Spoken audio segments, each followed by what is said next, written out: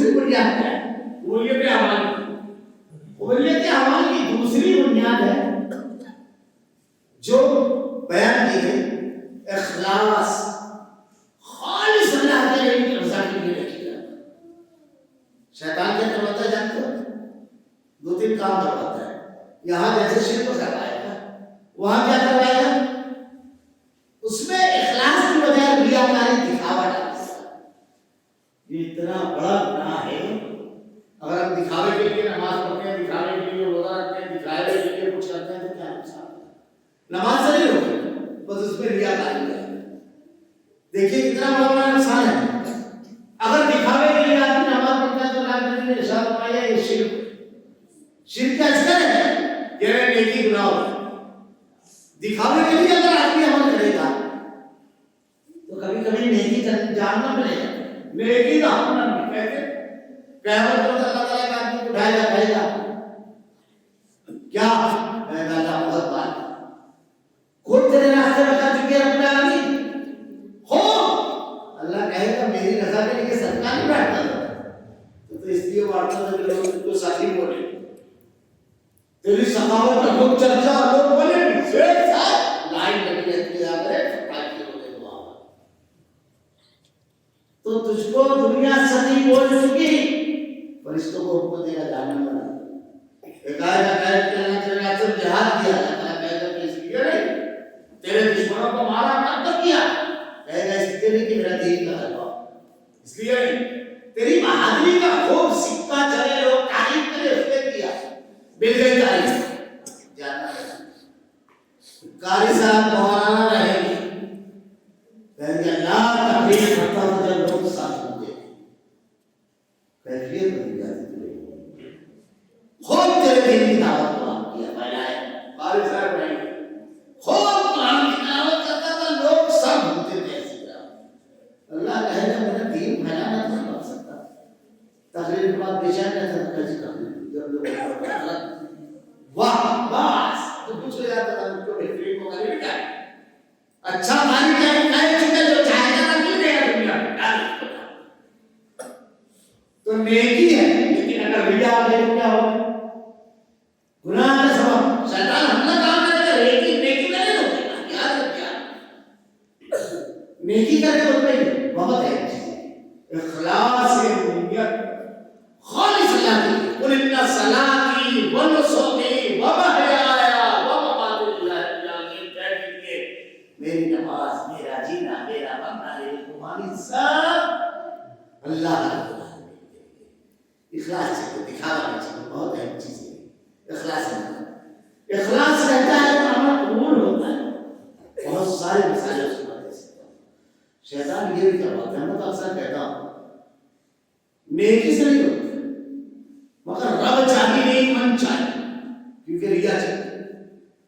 مجھ کے ایک ذاتی واقعہ یاد آتا ہے، جذبات میں ہو جاتا ہوں اس واقعے کو. دیکھیے صدقہ اللہ کے نبی نے کہا صدقہ کرو. صدقہ قبر میں اگر عذاب تمہارے سامنے سے آئے گا صدقہ رکھو. حادثات راستہ بدل دیتے ہیں. کامیابی ہمارے گھر کا پتہ پوچھے گی. بیماری کو اللہ حفاظت کرتا ہے. مال میں اضافے کا سبب بے شمار پائے. اللہ کے نبی نے کہا چاہے کھجور اور بانٹنا ہو تو پہلے قریبی رشتے داروں کو دے. عبداللہ بن مسعود رضی اللہ عنہ کی بیوی نے ان سے کہا تھا کہ اللہ کے نبی سے پوچھو تو تم صدقہ دے سکتے ہو. آپ نے کہا میں نہیں پوچھا. غیرت ہے تو جا کر پوچھ. یہ آئی حضرت عائشہ کے گھر پر ایک عورت اور کھڑی. انصاری کہا کیا کہا میں پوچھنے آئی ہوں کہ میں اپنے شوہر کو صدقہ دے سکتی ہوں. تو عبداللہ بن مسعود کی بیوی کہتی ہے بھائی بتائیے پوچھنے آئی. جب انہوں نے حضرت عائشہ سے پوچھا تو اللہ نے لوگوں کو دعا دی. کیسی پیاری انسان کی خواتین ہے.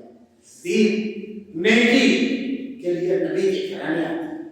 یہ نیکی کر سکتے ہیں. آپ نے کہا تھا اس کا ڈبل ایک صدقہ دوسرا سلا رہے گی. صدقہ اگر بانٹنا ہے تو پہلے اپنے خاندان کو دیکھو، اپنے گھر والوں کو. اگر خاندان میں آپ کو بڑھے گا تو ڈبل ہے. سلا رحمی رشتہ جوڑنے کا اور صدقے کا. اور اللہ کے نبی نے کہا جو سلا رحمی کرے گا اللہ اس کو مال اور جو پاس کرے گا.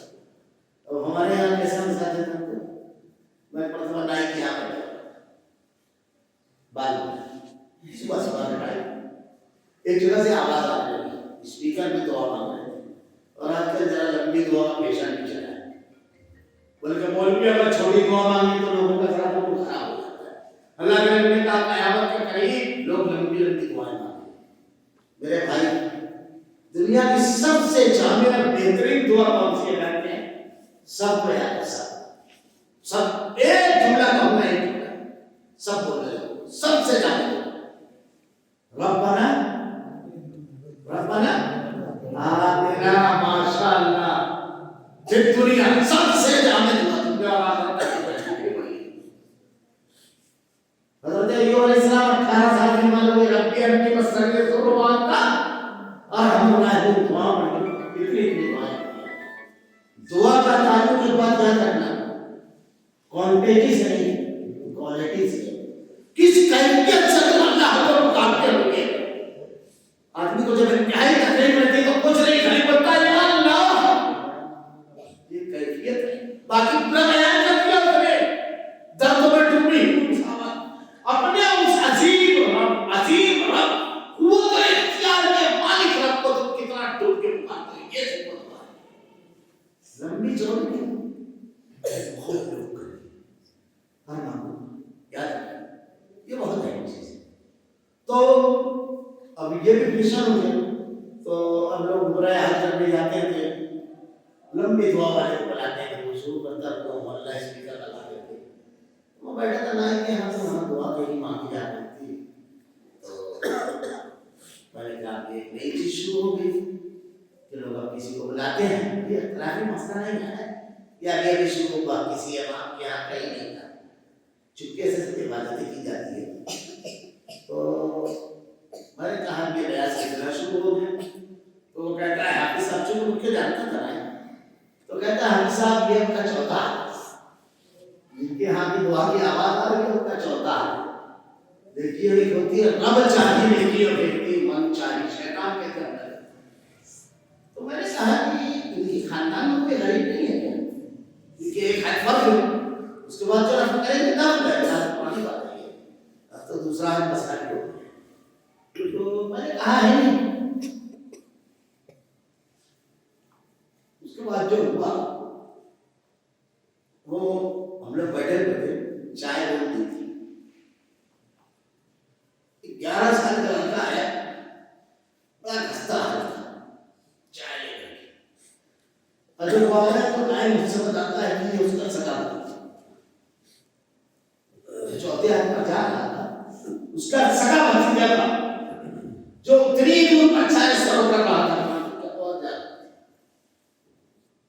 من چاہیے کہ جو ہم کو اچھی لگتی ہے وہ کر دیا، رب چاہیے کہ جب کرنا رہتا ہے نا کسی کو دکھتی نہیں ہے،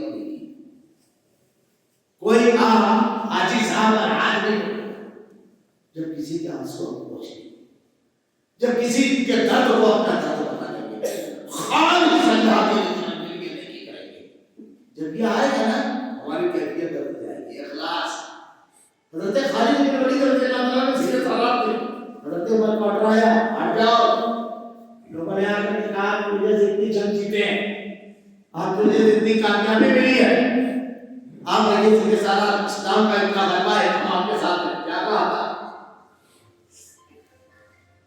سونے سے اگر لکھیں گے تو یہ اس کی قیمت نہیں بتا ہوگی۔ یہ اعتراض جب بھی ہوتا ہے تو یہ ہوتا ہے، آدمی نیکی سے نہیں رکتا ہے، ہوتا تو بھی نہیں ہو، کوئی پوچھے نہیں پوچھے۔ اخلاص دوسری شرط، توحید پہلی، کیا کیا فائدہ دے گی بتا دیا۔ اخلاص کیا کیا کیا کہا تھا آپ نے؟ میں عمر کے نہیں رب عمر کے راستے میں لڑ رہا، مجھ کو اس کی کوئی پرواہ نہیں، سپاہی کی حیثیت سے مارا جاؤ گی، یہ اخلاص ہے۔ جب اخلاص آئے گا نا، کوئی بھی عزت کرے، کوئی عزت دے، کوئی اہمیت دے، نا نیکی سے نہیں۔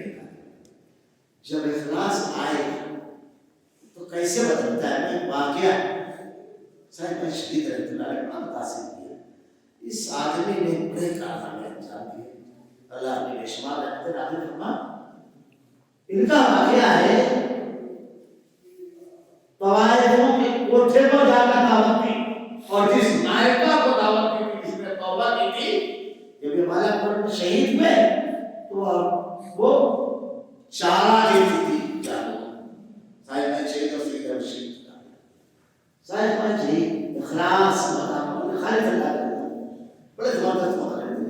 کرتے تو مجمع جمع آتے.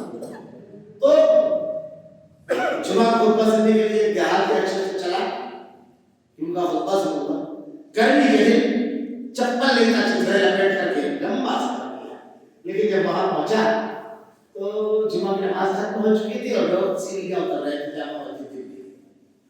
اس آیت شریف رحمۃ اللہ کے پاس آیا, کہا کہ شاہ صاحب میں بڑی دور دیہات سے آیا, خواہش ہے کہ آپ کی زبان سے قرآن حدیث سنوں, مگر اللہ کی مشیت کہ میں لیٹ ہو گیا, پیدل آیا, کاش میں کچھ پہلے آتا آپ کا خطبہ سنوں تو ملاقات کر لوں. آپ اس کو مسجد کے کونے میں لے کر گئے, پورا خطبہ اسی لب و لہجے اور انداز میں اس کو سنا پائے سے ہی تو حیرت زدہ کہتا ہے شاہ صاحب جو خطبہ آپ نے شہزادوں, روزہ, نوابین, دلی کے بڑے بڑے لوگوں کے سامنے کیا, مجھ اکیلے دیہاتی کے لیے اتنا پورا خطبہ ریپیٹ کر دیا اسی طرح. جواب سنیے, یہ ہے اخلاص. جواب سنیے کیا جملہ کہا, بولے جب ان لوگوں کے سامنے شہزادوں, روزہ, نوابین, تجار, بڑی بڑی شخصیات کے سامنے کہہ رہا تھا تب بھی اسے اللہ کو راضی کرنا مقصد تھا, اور جب اکیلے خود کو سنا رہا تھا تب بھی اسے اللہ کو راضی کرنا مقصد تھا. جب مقصد نہیں بدلا تو کیفیت کیا بنے گی, اسی لیے اسی انداز میں سنا دیا. ہماری کیفیت نہیں کیا جب رہے گا, اخلاص. پہلی چیز توحید, اتباع توحید رہے گی, عظمت دل میں راسخ رہے گی, تو عبادت کی لذت پھر زبان تو سبحان اللہ نکالے گی, لیکن وہ نکلے گا اس دھڑکتے دل سے.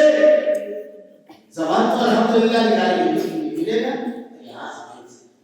اور جب اخلاص رہے گا نیکی سے ہم اٹھیں گے, پھر نیکی میں لذت ملے گی, اس سے کیا عزت کس نے دیکھا, یہ سب کی پرواہی ختم ہو جائے گی. بہت اہم چیز ہے. اور رک جائے گی